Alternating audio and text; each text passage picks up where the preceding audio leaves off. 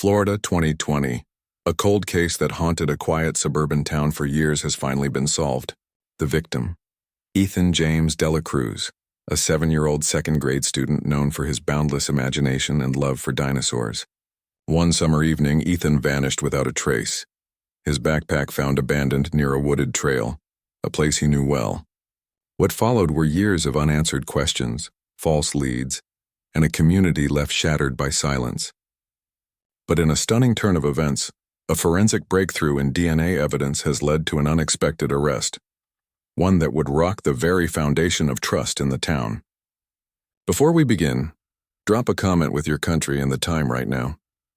Ethan James Delacruz was the kind of child who made even the quietest days feel bright. Born in 2013 in the small town of Coral Ridge, Florida, he spent his short life surrounded by love.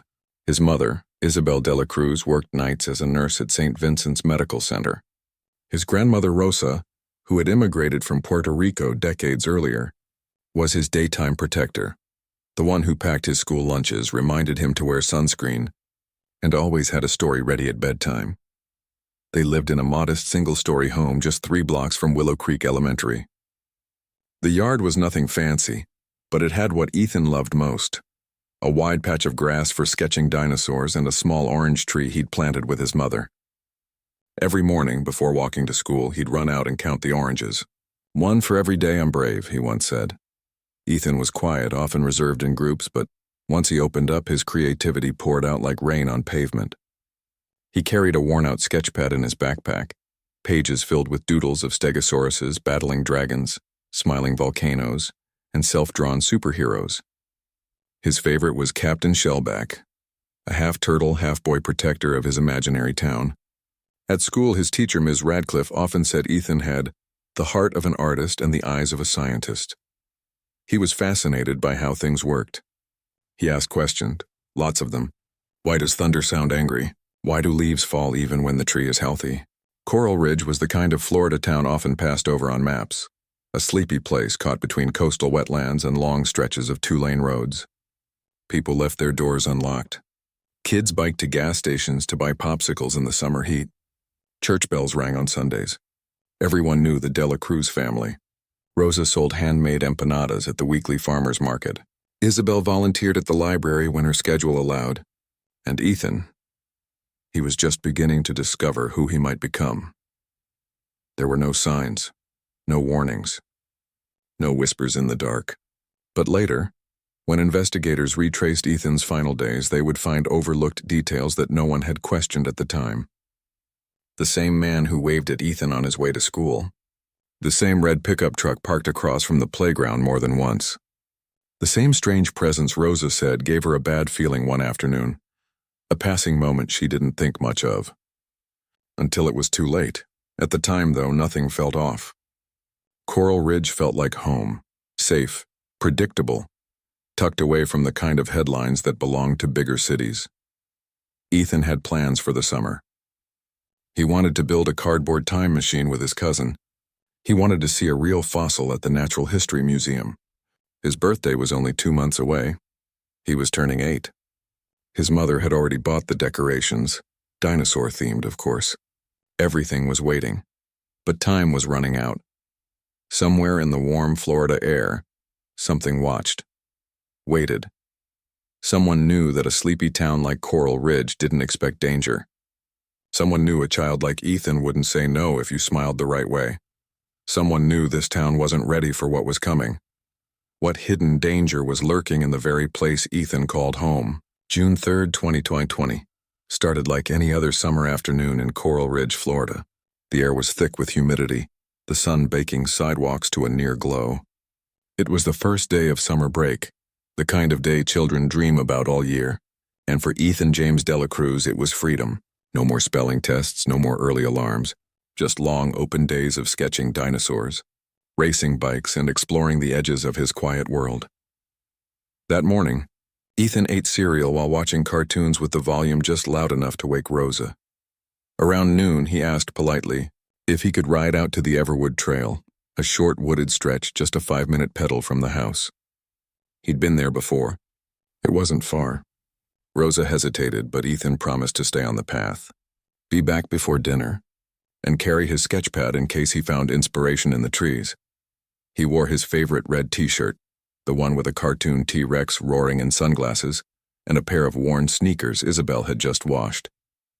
He waved goodbye from the front gate and pedaled off. That was the last time Rosa would see her grandson alive. By 4:30 p.m., Rosa started glancing at the clock. By 5 p.m., she walked to the end of the driveway, scanning the road. She called out once or twice, no answer. At 5:15 p.m., she rang Ethan's neighborhood friends. No one had seen him. By 6 p.m., panic took over.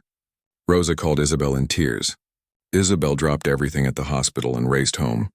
The Coral Ridge Police Department was notified shortly after. Officers arrived within minutes. Flashlights flickered across lawns. Voices called Ethan's name into the thickening evening air. Just before 7:30 p.m., a deputy located Ethan's small blue bike lying sideways near the entrance of Everwood Trail. The handlebars were scuffed. The kickstand was still up. A few feet away, his sketchpad sat open. The corners wilted from moisture, a crayon drawing half finished. A crudely drawn raptor stood frozen on the page. But there was no Ethan. K9 units were brought in immediately. Drones with infrared scopes buzzed overhead. The wooded path was cordoned off with yellow police tape. Volunteers arrived with flashlights fanning out into the forest. Parents clutched their children tighter, some refusing to let them out of sight. Night fell heavy over Coral Ridge. The Everwood Trail, once seen as a harmless escape into nature, now loomed with menace. Officers scoured the creek banks and underbrush. But there were no signs of a struggle. No footprints. No torn clothing. Nothing but silence, the kind that grips a place when innocence has been stolen. Isabel stood just outside the cordon line, staring into the trees, numb and trembling. "He doesn't wander," she kept repeating to an officer. "He wouldn't go far. He knows better." By midnight, search teams had expanded the perimeter. A temporary command post was set up at a nearby church. Helicopters joined the search with thermal imaging. But the woods gave nothing back. It was as if the earth itself had swallowed a little boy whole.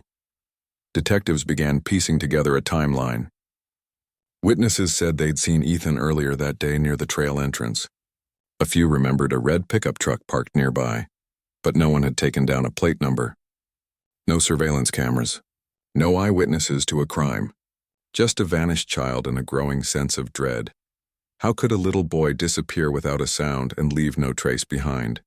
At first light on June 5, 2020, 2 days after Ethan's disappearance, search teams moved deeper into the wooded area beyond Everwood Trail.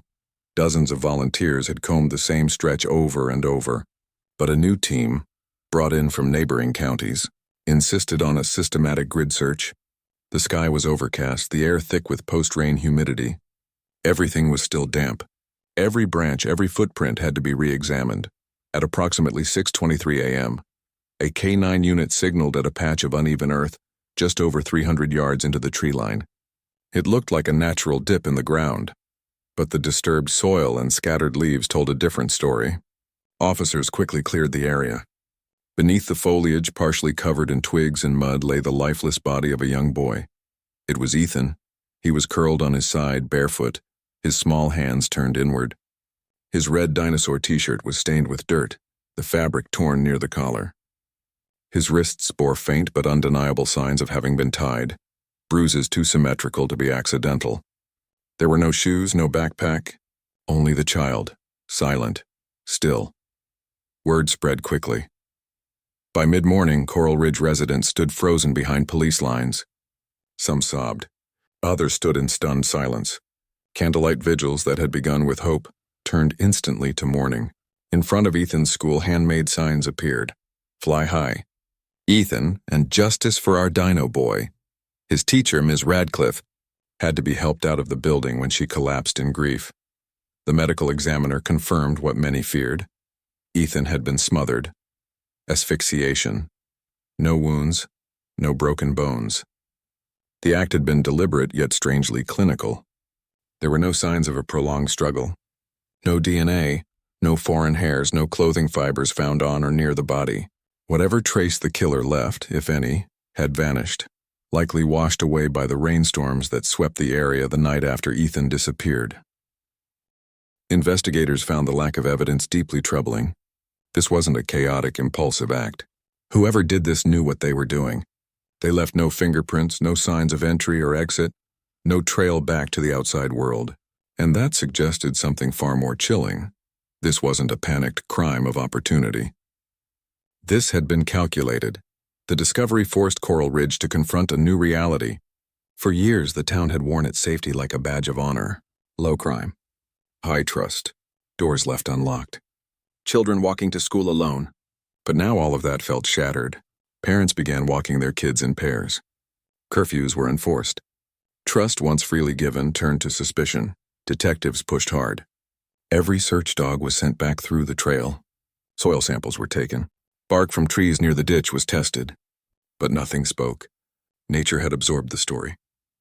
The evidence had been erased, and in the center of it all lay one inescapable truth. Someone had taken a 7-year-old boy, ended his life, and left him alone in the dirt, with surgical precision. A reward fund was started. Anonymous tip lines were opened. But for now, the trail had gone cold. As investigators gathered around the makeshift grave that morning, one question hung in the air like a storm about to break. Who would commit such an act? And why did it feel so calculated? The morning after Ethan's body was discovered, the Coral Ridge Police Department transformed into a war room. Whiteboards covered in timelines, mugshots, and trail maps filled the squad room. It became clear almost immediately. This was no ordinary investigation. The murder of a child in a small, tightly woven town was more than a tragedy. It was a reckoning. Coral Ridge PD, a department more accustomed to handling traffic stops and petty theft, now faced the most high-profile case in its history. Within 24 hours, outside help arrived. The Florida Department of Law Enforcement sent forensic technicians. The FBI dispatched 2 behavioral analysts trained in child homicide cases, pressure to produce answers mounted by the minute. The first step was the inner circle. Ethan's mother, Isabel, his grandmother, Rosa, neighbors, teachers, anyone who had routine access to the child. Every home within a half-mile radius of the crime scene was canvassed. Officers went door to door with photos, questions, and requests to search yards and sheds. A few leads emerged. One involved a groundskeeper who'd recently been let go from the school district for inappropriate comments. Another centered on a neighbor with a sealed juvenile record from decades earlier. A family friend, someone who once babysat Ethan, was brought in for questioning after inconsistencies in his alibi. But the evidence didn't hold. Fingerprints didn't match. Polygraphs were inconclusive. Surveillance footage from nearby gas stations and intersections turned up nothing useful. Either the killer knew how to avoid cameras, or had simply gotten lucky. Composite sketches were generated from second-hand accounts. A few residents claimed to have seen a red truck near Everwood Trail on the day Ethan vanished. A bolo was issued and a few matching vehicles were stopped in surrounding towns, but none led anywhere. Meanwhile, the town was splitting at the seams. Facebook groups exploded with speculation. Some insisted it was a drifter, someone passing through. Others believed it had to be someone local, someone who had been watching Ethan for days, maybe weeks. Whispers began to circulate that Isabel was hiding something, that perhaps Rosa had forgotten something critical. The more time passed without an arrest, the more desperate the public became. Local businesses raised money for a reward fund. Flyers with Ethan's photo, now overlaid with "Seeking Justice" in bold red, were plastered in every window. Isabel made tearful appearances on regional news channels begging the public for tips. "He was my world," she said in one interview. "Please, someone saw something." Someone knows. Despite the chaos, investigators kept working. Every page of the autopsy report was reanalyzed. Every item recovered from the trail was reprocessed, even if it had been previously dismissed. But days turned to weeks. The initial heat of the investigation began to cool. Resources were stretched thin. The community was restless. And for Isabel, time had never moved slower. One detective, privately, compared the case to trying to solve a puzzle with no corners. There were pieces, but none that fit together. No suspect stood out. No evidence held weight. It was as if the killer had vanished into thin air. Still, law enforcement insisted they were closing in. They had to. The alternative, that a child killer was walking freely among them, was too much to bear. Would investigators ever find the needle in the haystack, or was the killer always one step ahead? Time is cruel to the grieving. In the weeks after Ethan's funeral, Coral Ridge was blanketed in sorrow. Memorials filled the school fence. A mural was painted in the elementary hallway, a cartoon dinosaur with angel wings carrying a little boy into the clouds. But grief, like everything else, eventually fades for most. By early 2021, the investigation into Ethan James Delacruz's murder had hit a standstill. Leads dried up. Promising suspects were cleared. The red truck seen near Everwood Trail had never been located. Evidence had been degraded by rain and time. Despite national attention and pressure from child advocacy groups, the case yielded nothing new. Detectives began rotating off the task force. Some transferred to other districts. Others retired. The case file, thick with notes, maps, and forensic reports, was eventually boxed and labeled Ethan Delacruz, unsolved. It was placed on a shelf in the archives of Coral Ridge PD, collecting dust. For the town, normalcy slowly returned. The fear that had once gripped every household dulled. Parents relaxed curfews. Neighborhoods resumed cookouts and bike rides. It was easier for some to believe that the evil had left with the crime, that it was a single awful moment that could be left in the past. But for Isabel Delacruz, time did not move on. It froze. She kept Ethan's room exactly as he'd left it. His sketchpad still lay on the desk, open to a half-colored page. His shoes were neatly tucked beneath his bed. Every birthday, Isabel baked a cake, chocolate with blue frosting, and placed a single candle on top. She never lit it. Holidays passed in silence. Photo albums became sacred artifacts. Her son, forever 7. In her lowest moments, Isabel wrote letters to Ethan. She kept them in a small wooden box under her bed. "Dear Ethan," they always began, "I dreamed of you last night." Or, "I still see your backpack at the door." They were part prayer, part journal, part cry into the void. She hoped irrationally that someone would find them, someone with the answers she'd never received. But she wasn't completely alone. A retired homicide detective named Luis Navarro, once consulted during the original investigation, had never truly let go. He'd worked dozens of child victim cases across the state, but something about Ethan's case had stayed with him. The absence of motive, the surgical execution, the silence that followed gnawed at him. In retirement, he kept a binder marked ED case and reviewing it monthly, noting patterns, theories, inconsistencies in witness statements. He occasionally sent quiet emails to the department, suggestions, questions, new technologies they could try. Most went unanswered, but he kept going, because some cases demand more than procedure. They demand obsession. In 2022, Navarro visited Isabel. They sat at her kitchen table, flipping through the original police reports together. It wasn't random, he told her firmly. Someone watched him. Someone waited. This was personal, she nodded, tears welling. But how do you prove something when there's nothing left? Navarro didn't have an answer, but he made a promise before he left. "I'll keep looking, until someone does the right thing, or makes the wrong mistake." Back in Coral Ridge, children grew up. New families moved in. The old fear faded, replaced by time. But every once in a while, someone would pause walking past the Everwood Trail, glance into the trees and feel that familiar chill. Was the killer still out there, living among them? In October of 2023, nearly 3.5 years after Ethan Delacruz's murder, the Coral Ridge Police Department quietly reassigned the case to a newly promoted detective, Maya Rios. At just 32, Rios was known for her persistence and her grasp of evolving forensic science. She didn't carry the emotional exhaustion of the original task force. To her, Ethan wasn't just a tragedy. He was an unresolved injustice. And unlike those who had grown weary over the years, she believed there was still something to be found.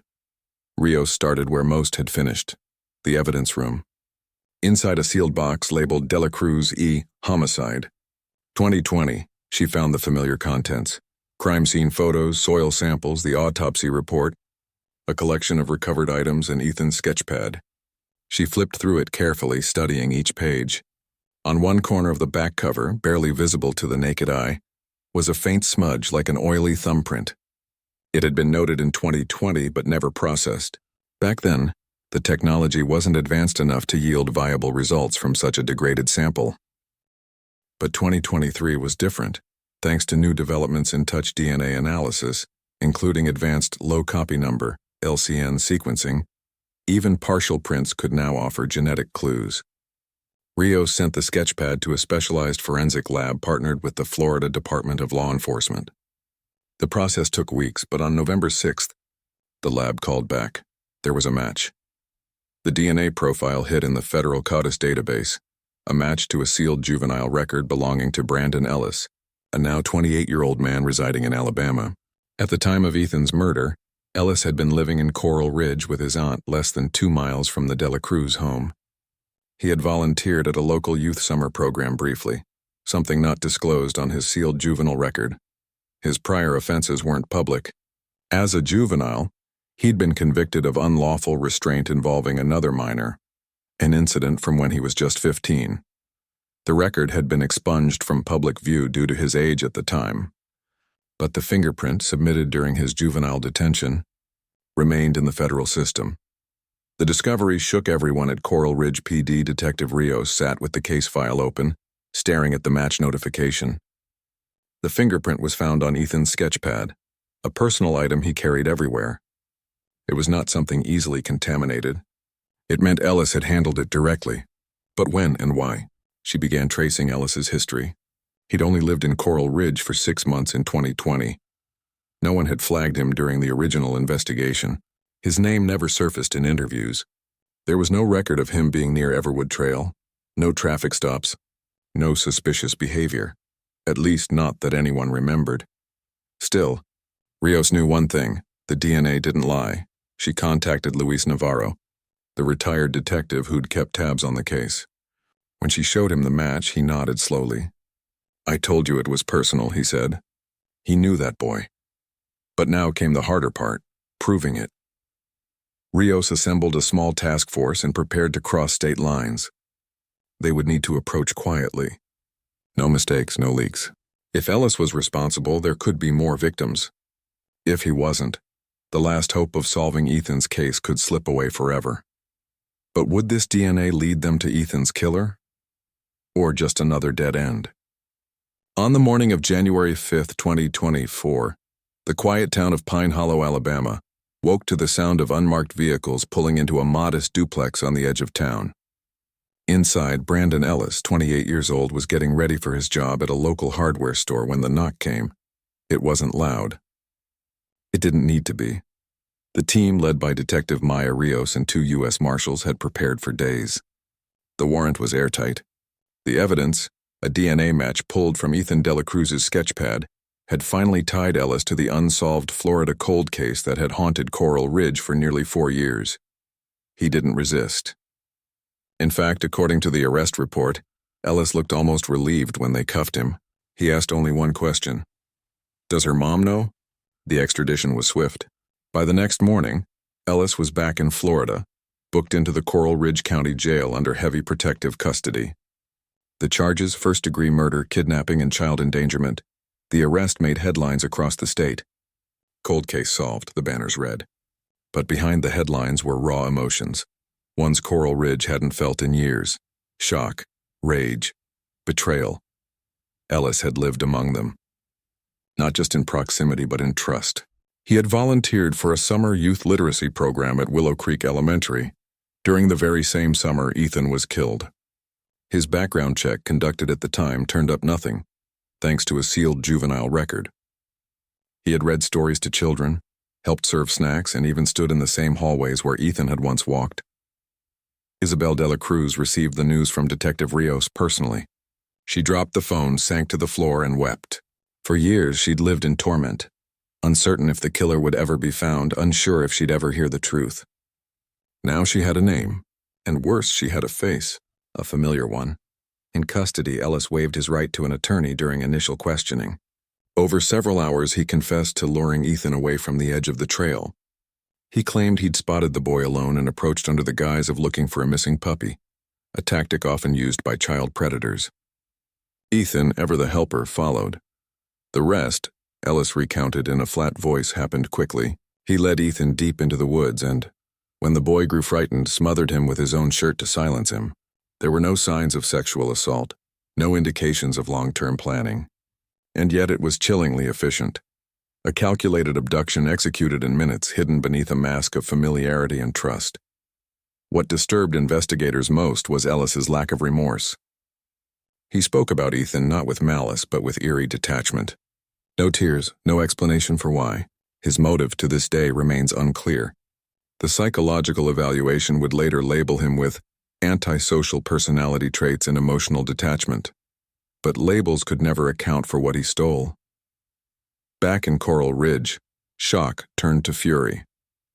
Parents were horrified that someone like Ellis had been in classrooms near their children.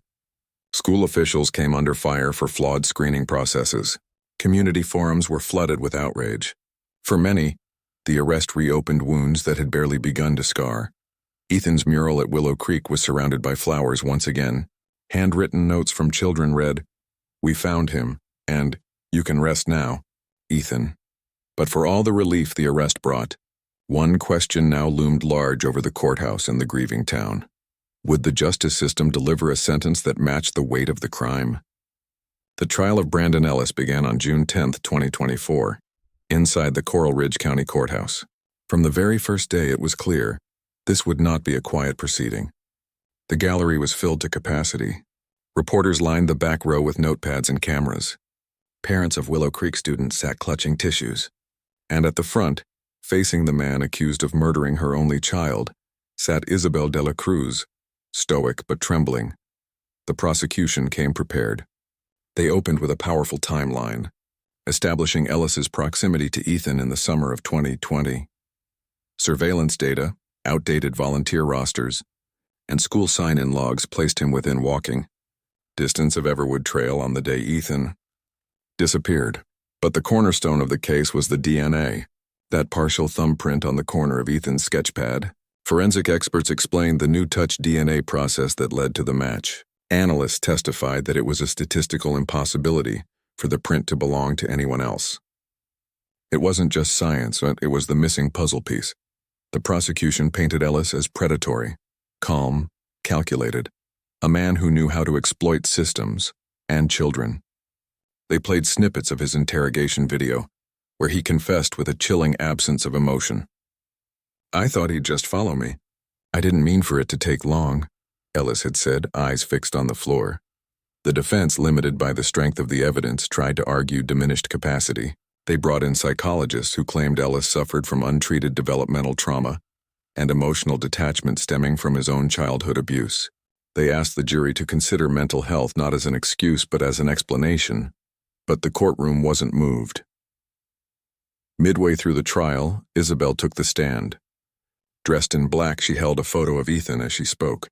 Her voice wavered as she described his laugh, his drawings, the way he used to line up his toy dinosaurs by color.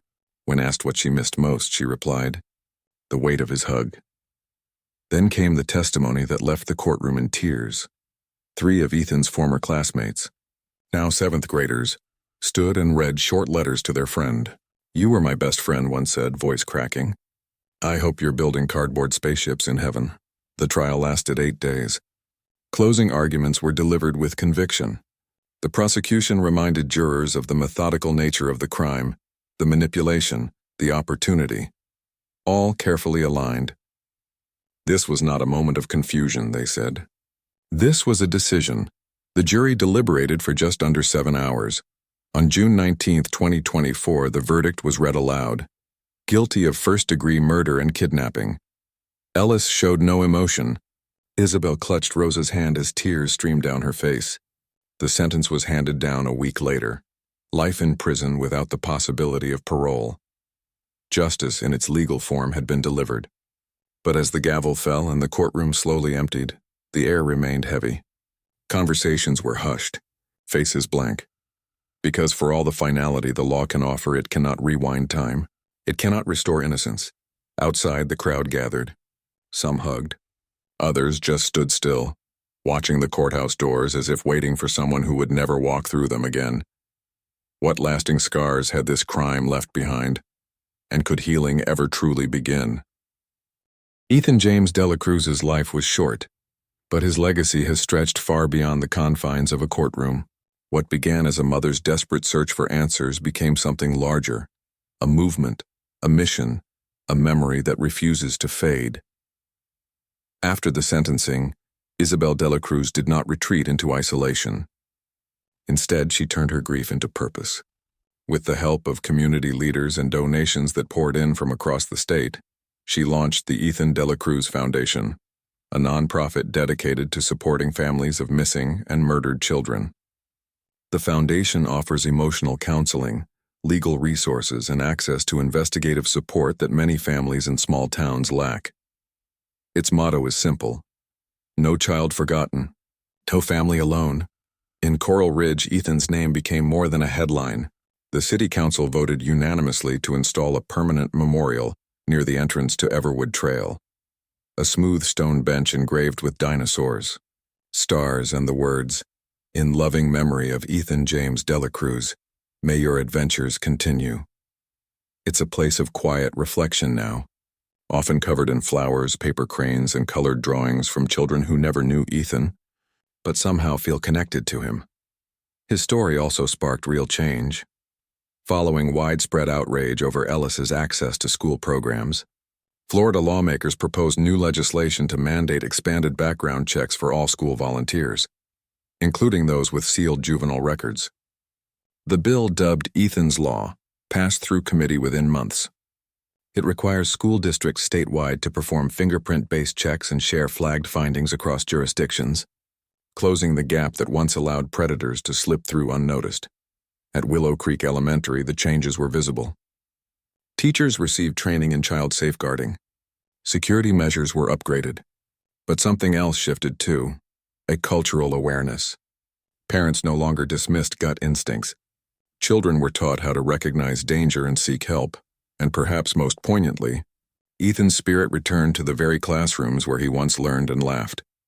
With the blessing of Isabel and a local publishing company, a team of teachers and artists took Ethan's original sketches, found in his recovered sketch pad, and turned them into a children's book. Ethan's Big Adventure, a story about a young boy and his dinosaur companion who travel through time helping others, was distributed to every classroom in Coral Ridge and beyond. The book's back page reads, "Based on the real drawings of Ethan Delacruz, a brave boy with a big heart." It's read aloud each year on June 3rd, the day he went missing, now declared Ethan's Day by the school district. A time to honor his memory and to recommit to the safety of every child. But even with these milestones, healing remains complicated. For many in Coral Ridge, the crime scarred a belief, the idea that evil couldn't touch them. That tragedy was reserved for headlines far away. That illusion is gone now, replaced with vigilance, with action, and with remembrance. Isabel continues to speak at conferences and schools. She doesn't glamorize grief. She talks honestly about pain, about rage, about the long nights and the unanswered prayers. But she also speaks about resilience, about legacy, and about the boy who wanted to build a time machine and save the world. Could Ethan's legacy be the light that protects others from ever meeting the same fate?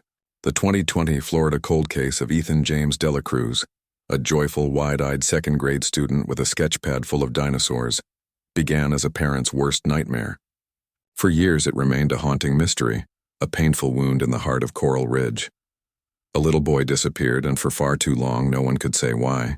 But through tireless determination, technological breakthroughs in DNA, and the unrelenting love of a grieving mother, the silence was finally broken.